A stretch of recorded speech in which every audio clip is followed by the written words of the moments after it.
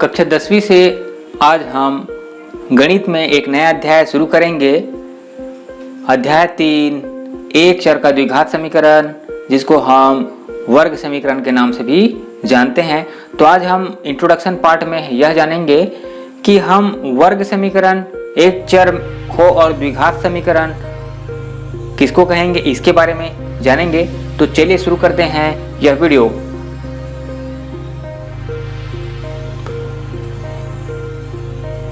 एक चर का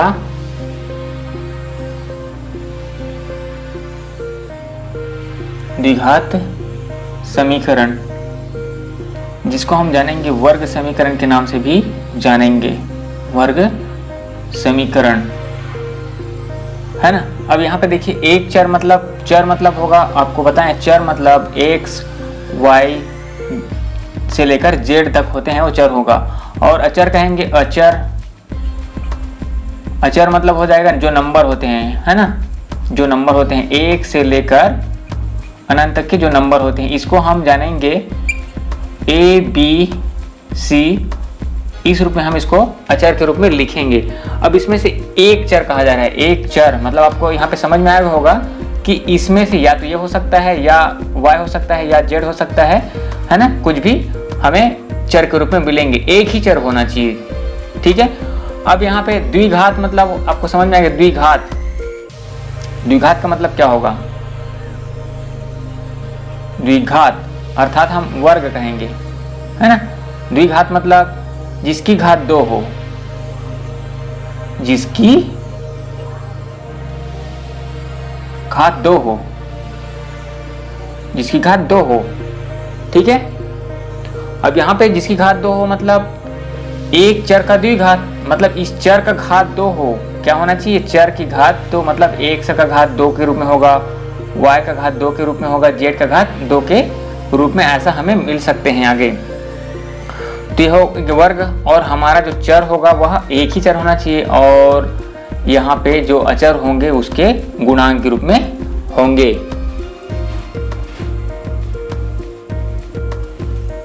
अब बात आता है समीकरण। समीकरण होना चाहिए, क्या होना चाहिए? समीकरण होना चाहिए।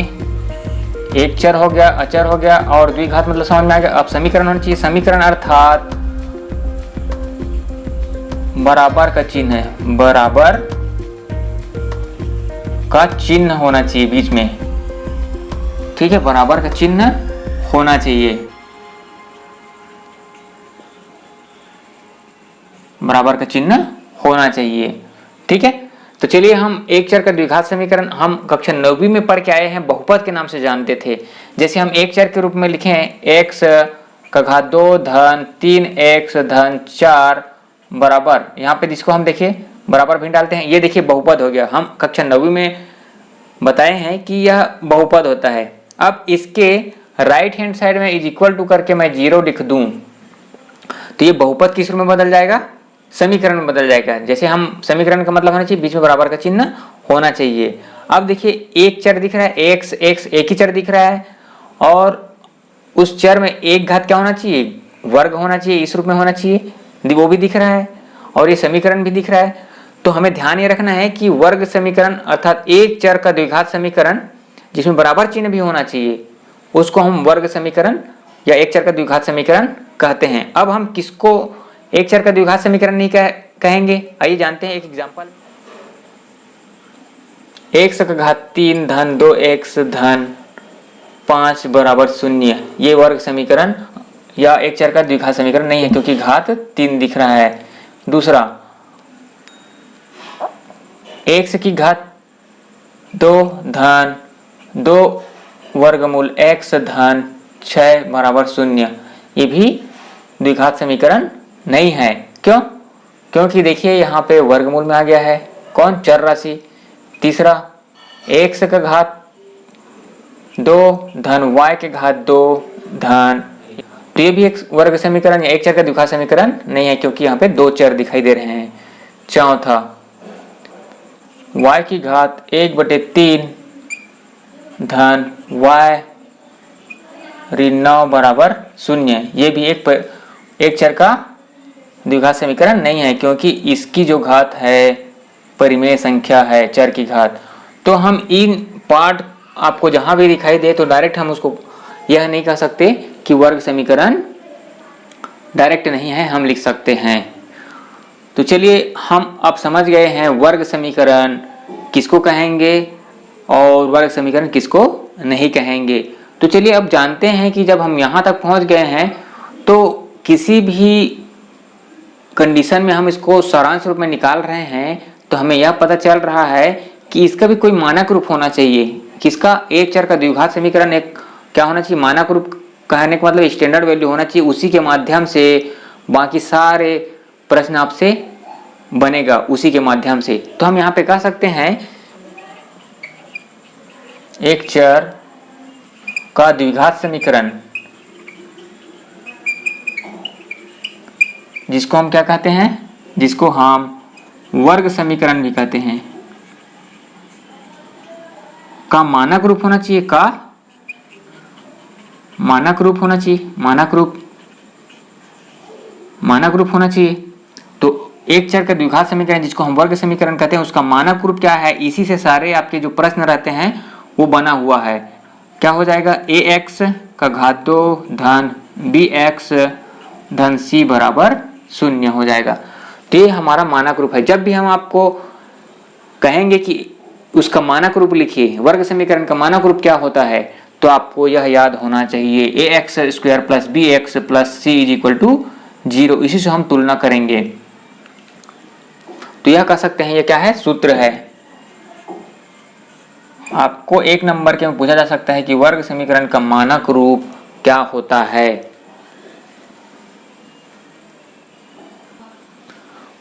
तो सारांश रूप में हम कहें कि एक चर का द्विघात समीकरण, जिसको हम वर्ग समीकरण के नाम से जानते हैं, वह होना चाहिए और समीकरण भी होना चाहिए। कहने का मतलब है अगर मैं लिख दूं y का घात 2, एक चर दिख रहा है, उसका वर्ग दिख रहा है, और यहाँ पे मैं समीकरण लिख दूं तो बिल्कुल ये मतलब समीकरण के रूप में है, तो बिल्कुल ये क्या हो जाएगा? वर्ग समीकरण कहलाएगा। x का घात 2 बराबर 0 या x का घात 2 बराबर ऋण 1, z का घात 2 बराबर z ऋण 7, ऐसा दिया है तो भी हम इसको वर्ग समीकरण कह सकते हैं। कहने का मतलब ये है कि एक चर होना चाहिए और उसकी पावर 2 होना चाहिए, तब हम डायरेक्ट कह सकते हैं कि वह वर्ग समीकरण, एक चर का द्विघात समीकरण है। अब चलिए हम प्रश्नावली से क्वेश्चन कर लेते हैं। प्रश्नावली एक उत्तर है बुक का।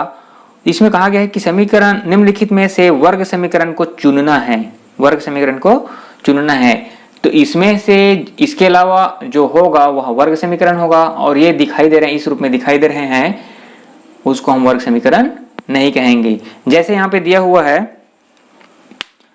पहला सवाल दिया है x का घात 2 धन 3x ऋण 2 बराबर 0, तो ये तो वर्ग समीकरण है। दूसरा दिया हुआ है x का घात 2 धन 1/x बराबर 1। अब यहाँ पे हम 1/x दिया है, इसका लघुत्तम समापवर्त निकालेंगे तो x का घात 3 हो जाएगा, x का घात 3 हो जाएगा, तो हम इसको वर्ग समीकरण नहीं कहेंगे। आगे दिया है तीसरा 9x का घात 2 ऋण 100x ऋण 20 बराबर 0, तो ये वर्ग समीकरण है। चौथा दिया हुआ है x का घात 2 ऋण 3 करनी x धन 2। देखिए यहाँ पे करनी x आ रहा है, इस रूप में आ रहा है, मतलब हम उसको वर्ग समीकरण नहीं कहेंगे। अब यहाँ पे भी देखिए पांचवा दिया हुआ है x ऋण 2/x बराबर ऋण x दिया हुआ है। तो यहाँ पे हम इसको हल करेंगे। पांचवें नंबर को, पांचवें नंबर दिया है तो इसको हम डायरेक्ट हल करने के बाद ही कहेंगे ना, ऐसा चौथा और पांचवा जो दिया है उस सवाल को। तो चलिए इसको हम हल कर लेते हैं। पहले इसको जब हम हल करेंगे तो इसका हम एलसीएम निकालेंगे, तो क्या हो जाएगा? x का घात 2 ऋण 2/x बराबर ऋण x। इसको हम और आगे हल करें तो इसका तिर्यक गुना करेंगे तो क्या हो जाएगा? पक्षांतर करेंगे तो यहाँ पे भाग का उल्टा गुना हो जाएगा, तो x का घात 2 ऋण 2 और बराबर ऋण x का घात 2। अब यहाँ पे हम देखेंगे इसको इधर पक्षांतर कर दीजिए तो ऋण का उल्टा क्या हो जाएगा, धन हो जाएगा। तो x का घात 2 धन x का घात 2 ऋण 2 बराबर 0। अब एक x में एक x को जोड़ेंगे तो क्या हो जाएगा, 2x का घात 2 ऋण 2 बराबर 0 हो जाएगा। तो देखिए x का घात 2 आ रहा है, तो हाँ हम इसको वर्ग समीकरण कहेंगे। ठीक है, वर्ग समीकरण है। चूंकि यहाँ पे देखो तीसरा सवाल है, तो इसको हम हल करेंगे तो देखिए जब एलसीएम निकालेंगे क्या हो जाएगा, x का घात 3 धन 1/x बराबर 1। तो यहीं पर हमारा बात खत्म हो जाता है, पावर 3 हो गया है, तो वर्ग समीकरण नहीं होगा।